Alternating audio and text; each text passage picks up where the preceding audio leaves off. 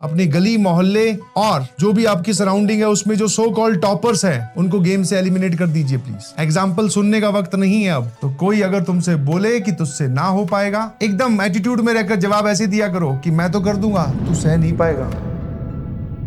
आंखों में नमी हाथ में कलम, तुम्हारी कहानी बता रहा हूं। आंखों में नमी हाथ में कलम, न जाने कब उस पार पहुंच पाऊंगा। आंखों में नमी है, हाथ में कलम, न जाने कब उस पार पहुंच पाऊंगा। अब ठान ही लिया है तो पहुंचकर भी दिखाऊंगा। अब जब ठान ही लिया है तो पहुंचकर भी दिखाऊंगा। तो I can understand your situation. आंखों में थोड़ी थोड़ी नमी है, इससे थोड़े परेशान भी हैं जिंदगी में, पर हाथों में कलम है। डाउट है कि यार मैं क्वालिफाई हो पाऊंगा कि नहीं, बट अगर तुमने ढंग से ठान लिया है तो पहुंच जाओगे, कोई दिक्कत नहीं। आप क्या है, बहुत जल्दी दूसरों की बातों में आ जाते हो। तो ध्यान रखना, वो बोलेंगे तुमसे कि तुझसे नहीं हो पाएगा, वो बोलेंगे तुझसे कि तुझसे नहीं हो पाएगा। तुम्हारा जवाब होना चाहिए कि मैं तो कर दूंगा, तू सह नहीं पाएगा। तो अपनी बाउंड्रीज को पुश कीजिए, बाहर की तरफ इवॉल्व कीजिए, और जो भी चीजें आपके सामने आती जा रही है निपटाते जाइए प्लीज। निपटाने का मतलब समझ रहे हो ना? अपनी गली मोहल्ले और जो भी आपकी सराउंडिंग है उसमें जो सो कॉल्ड टॉपर्स हैं उनको गेम से एलिमिनेट कर दीजिए प्लीज। एग्जाम्पल सुनने का वक्त नहीं है अब एग्जाम्पल बनने का वक्त आ गया है। ठीक है, सुन बहुत ली सर, और यहाँ पर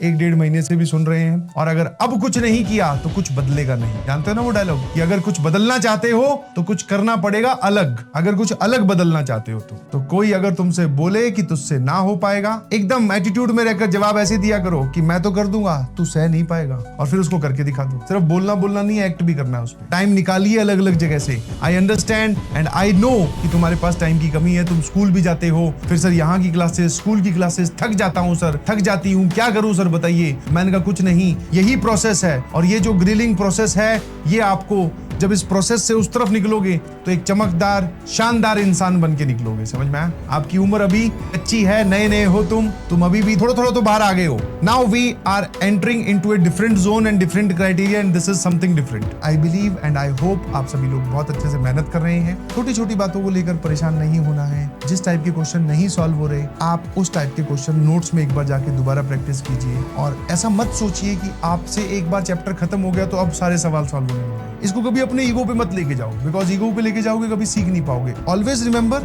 कि आपको 1-to-1 इंटरेक्शन रखना है। कोई सवाल आया, वो नहीं सॉल्व हुआ, कोई बात नहीं, बट उसके बाद में उसका कारण आपको पता होना चाहिए। और कभी भी क्वेश्चंस को जनरलाइज मत करो कि सभी सवालों में मैं ऐसा कर दूंगा, वरना ऐसा ही होता तो मैं फिर बता देता ना कि बेटा जितने भी क्वेश्चंस आए ऐसे कर लेना। इसी को बोलते हैं थिंकिंग प्रोसेस डेवलप करना। हर एक सवाल में एक डिफरेंट तरीका लग रहा है, मतलब हमें वहां तक पहुंचना है। धीरे धीरे वो थॉट प्रोसेस भी डेवलप हो जाएगा।